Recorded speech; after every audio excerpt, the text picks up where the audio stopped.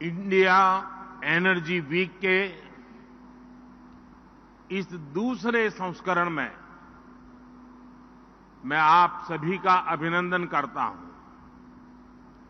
हमारे लिए ये बहुत खुशी की बात है कि इंडिया एनर्जी वीक का ये आयोजन हमेशा एनर्जी से भरे रहने वाले गोवा में हो रहा है। गोवा अपने आतिथ्य भाव के लिए जाना जाता है।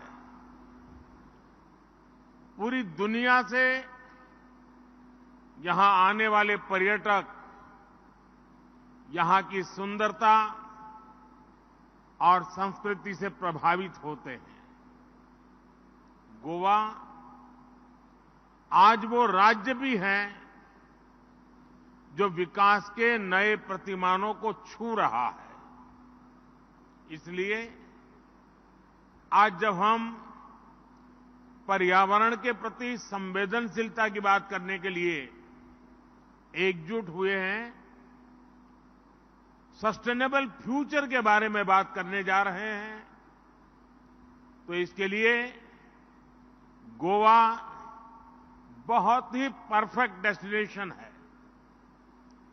मुझे विश्वास है इस समिट में आए सभी विदेशी मेहमान अपने साथ गोवा की लाइफ टाइम मेमोरी लेकर जाएंगे।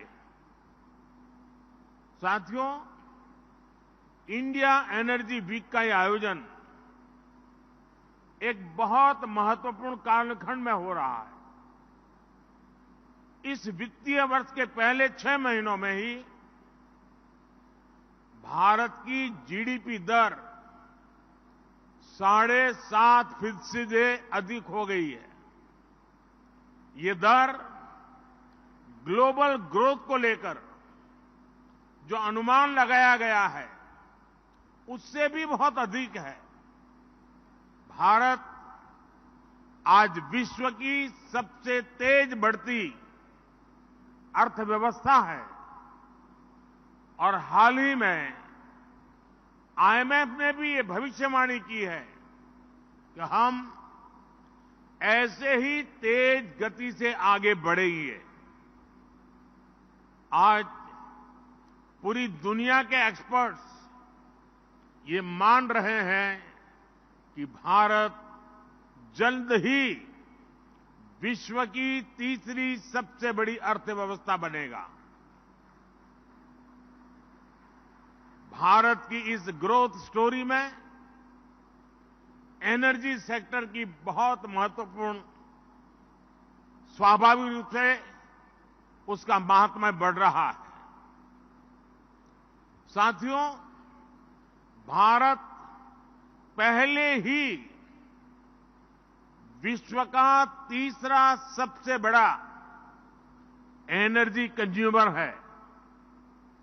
भारत विश्व का तीसरा सबसे बड़ा ऑयल कंज्यूमर और तीसरा सबसे बड़ा एलपीजी कंज्यूमर भी है। हम दुनिया के चौथे सबसे बड़े एलएनजी इंपोर्टर, चौथे सबसे बड़े रिफाइनर और चौथे सबसे बड़े ऑटोमोबाइल मार्केट वाले देश हैं। आज भारत में 2 पहिया और 4 पहिया वाहनों की बिक्री के नए रिकॉर्ड बन रहे हैं। भारत में ईवीज की लगातार डिमांड बढ़ रही है। ऐसे अनुमान भी है कि भारत की प्राइमरी एनर्जी डिमांड 2045 तक 2 गुनी हो जाएगी। यानी आज अगर हमें हर रोज 19 मिलियन बैरल्स के आसपास तेल की जरूरत होती है, तो वो 2045 तक 38 मिलियन बैरल्स तक पहुंच जाएगी। साथियों, भविष्य की इन जरूरतों को देखते हुए, इस बात को समझते हुए भारत अभी से तैयारी कर रहा है। बढ़ती हुई एनर्जी डिमांड के बीच भारत देश के हर कोने में एफोर्डेबल एनर्जी को भी एंश्योर कर रहा है। भारत ऐसा देश है जहां अनेक ग्लोबल फैक्टर्स के बाद भी बीते 2 सालों में पेट्रोल और डीजल के दाम कम हुए हैं। इसके अलावा भारत ने 100% इलेक्ट्रिसिटी कवरेज हासिल करते हुए बिजली को करोड़ों घरों तक पहुंचाया है। और ऐसे प्रयासों के कारण ही आज भारत विश्व के मंच पर एनर्जी सेक्टर में इतना आगे बढ़ रहा है। भारत ना सिर्फ अपनी जरूरतों को पूरा कर रहा है, बल्कि विश्व के विकास की दिशा भी तय कर रहा है। साथियों, आज भारत अपने यहां 21वीं सदी का आधुनिक इंफ्रास्ट्रक्चर बना रहा है। हम इंफ्रास्ट्रक्चर बिल्डिंग मिशन पर काम कर रहे हैं। इस वित्तीय वर्ष में हम इंफ्रास्ट्रक्चर पर करीब 10 लाख करोड़ रुपए इन्वेस्ट कर रहे हैं। अभी 1 सप्ताह पहले जो भारत का बजट आया है, उसमें हमने अब इंफ्रास्ट्रक्चर पर 11 लाख करोड़ रुपए से अधिक के खर्च का संकल्प लिया है। इसका एक बड़ा हिस्सा एनर्जी सेक्टर के खाते में जाना तय है। इस बड़ी राशि से रेलवे, रोडवेज, वाटरवेज, एयरवेज या हाउसिंग, जो भी इंफ्रास्ट्रक्चर देश में बनेगा, सभी को एनर्जी की जरूरत होगी। और इसी कारण आप देख रहे हैं कि भारत कैसे अपनी ऊर्जा क्षमता को, एनर्जी कैपेसिटी को लगातार बढ़ा रहा है। हमारी सरकार ने जो रिफॉर्म्स किए हैं, उससे भारत में घरेलू गैस का उत्पादन तेजी से बढ़ रहा है। हम प्राइमरी एनर्जी मिक्स में नेचुरल गैस को 6% से बढ़ाकर 15% तक करने के लिए प्रयास कर रहे हैं। इसके लिए अगले 5-6 वर्षों में करीब $67 बिलियन का निवेश होने जा रहा है। हम पहले ही विश्व के सबसे बड़े रिफाइनर में से एक है। आज हमारी रिफाइनिंग कैपेसिटी 254 MMTPA से अधिक हो गई है। हमने 2030 तक भारत की रिफाइनिंग कैपेसिटी को 450 MMTPA तक पहुंचाने का लक्ष्य रखा है। भारत पेट्रोकेमिकल और अन्य फिनिश प्रोडक्ट्स के क्षेत्र में भी एक बड़ा निर्यातक बनकर उभरा है। मैं आपको ऐसे कई और उदाहरण दे सकता हूं, लेकिन इन सारी बातों का मूल ये है कि भारत इस समय एनर्जी पर इतना निवेश कर रहा है जितना पहले कभी नहीं हुआ। और इसलिए आज दुनिया में ऑयल, गैस और एनर्जी सेक्टर से जुड़ा करीब करीब हर लीडर भारत में निवेश करना चाहता है। कितने ही लीडर्स इस समय मेरे सामने बैठे हुए हैं। हम पूरी गर्मजोशी से आपका भी स्वागत करते हैं। साथियों, सर्कुलर इकोनॉमी भारत की प्राचीन परंपरा का हिस्सा रही है। रीयूजिंग का कंसेप्ट भी हमारे जीने के तरीके से जुड़ा हुआ है और ये बात एनर्जी सेक्टर से भी उतनी ही जुड़ी हुई है। पिछले वर्ष G20 समिट में हमने जिस ग्लोबल बायोफ्यूल्स अलायंस को शुरू किया था, वह हमारी इसी भावना का प्रतीक है। इस अलायंस ने पूरे विश्व की सरकारों, संस्थाओं और इंडस्ट्रीज को एक साथ इकट्ठा कर दिया है। जब से ये अलायंस बना है, इसे व्यापक समर्थन मिल रहा है। बहुत कम समय में ही 22 देश और 12 इंटरनेशनल ऑर्गेनाइजेशन इस अलायंस से जुड़ गए हैं। इससे पूरे विश्व में बायोफ्यूल्स के इस्तेमाल को बढ़ावा मिलेगा। इससे करीब $500 बिलियन की आर्थिक संभावनाओं को बनाने में भी मदद मिलेगी। साथियों, अपने यहां भी भारत ने इस क्षेत्र में बड़ी प्रगति की है। पिछले कुछ वर्षों में भारत में बायोफ्यूल्स का एडॉप्शन तेजी से बढ़ा है। 10 साल पहले हमारे यहां पेट्रोल में इथेनॉल की ब्लेंडिंग 1.5% के आसपास थी। 2023 में ये 12% से अधिक हो गई है। इससे लगभग 42 million metric ton carbon emission घटा है।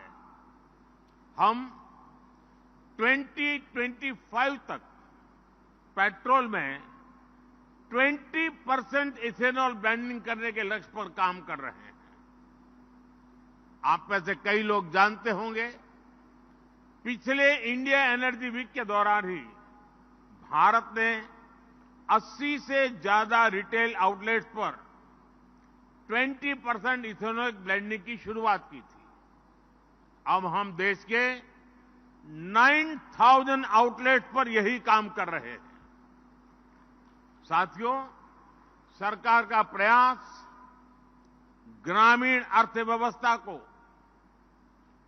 वेस्ट टू वेल्थ मैनेजमेंट के मॉडल पर नई गति देने का भी है। इसके लिए भारत में 5,000 कंप्रेस्ड बायोगैस प्लांट लगाने की दिशा में काम किया जा रहा है। साथियों, विश्व की 17% जनसंख्या वाला देश होने के बाद भी विश्व में भारत का कार्बन एमिशन शेयर सिर्फ 4% है। इसके बाद भी हम अपने एनर्जी मिक्स को और बेहतर करने के लिए पर्यावरण के प्रति संवेदनशील एनर्जी सोर्सेज के विकास पर बल दे रहे हैं। 2070 तक हम नेट जीरो एमिशन का लक्ष्य हासिल करना चाहते हैं। आज Bharat renewable energy install capacity में विश्व में चौथे स्थान पर है।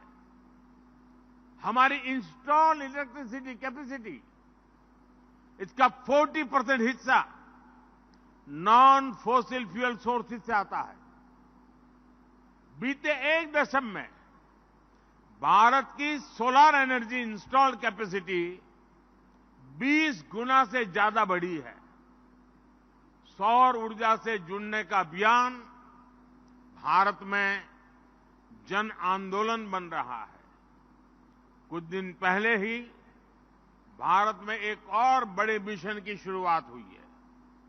भारत में 1 करोड़ घरों में सोलर रूफटॉप लगाने की योजना को उसका ऐलान किया गया है। इससे हमारे 1 करोड़ परिवार ऊर्जा के क्षेत्र में आत्मनिर्भर होंगे। उनके घरों में जो अतिरिक्त बिजली बनेगी उसे सीधे ग्रिड तक पहुंचाने की भी व्यवस्था की जा रही है। आप कल्पना कर सकते हैं, भारत जैसे देश में इस योजना का कितना बड़ा असर होने जा रहा है। इससे आपके लिए भी इस पूरी सोलर वैल्यू चेन में निवेश की बहुत बड़ी संभावना बनने वाली है। साथियों, आज भारत ग्रीन हाइड्रोजन के क्षेत्र में भी तेजी से आगे बढ़ रहा है। नेशनल ग्रीन हाइड्रोजन मिशन के कारण भारत जल्द ही हाइड्रोजन प्रोडक्शन और एक्सपोर्ट का केंद्र बनने वाला है। मुझे विश्वास है, भारत का ग्रीन एनर्जी सेक्टर इन्वेस्टर्स और इंडस्ट्री दोनों को श्योर शॉर्ट विनर बना सकता है। साथियों, इंडिया एनर्जी वीक का ये आयोजन सिर्फ भारत का आयोजन नहीं है। ये आयोजन India with the world and India for the world इस भावना का प्रतिबिंब है। और इसलिए ये मंच आज एनर्जी सेक्टर से जुड़े विचार विमर्श और अनुभवों को साझा करने का मंच बन गया है। आइए एक दूसरे से सीखने पर, तकनीक की साझेदारी पर और सस्टेनेबल एनर्जी के नए रास्तों को तलाशने पर एक साथ आगे बढ़ते हैं। Let us learn from each other, let us collaborate on cutting edge technologies and let us explore avenues for sustainable energy development. हम एक साथ मिलकर एक ऐसा भविष्य बना सकते हैं जो समृद्ध भी हो और जिसमें पर्यावरण का संरक्षण भी हो सके। मुझे विश्वास है कि ये मंच हमारे प्रयासों का प्रतीक बनेगा। एक बार फिर मैं इस आयोजन के लिए आप सभी को बहुत बहुत शुभकामनाएं देता हूं। बहुत बहुत धन्यवाद।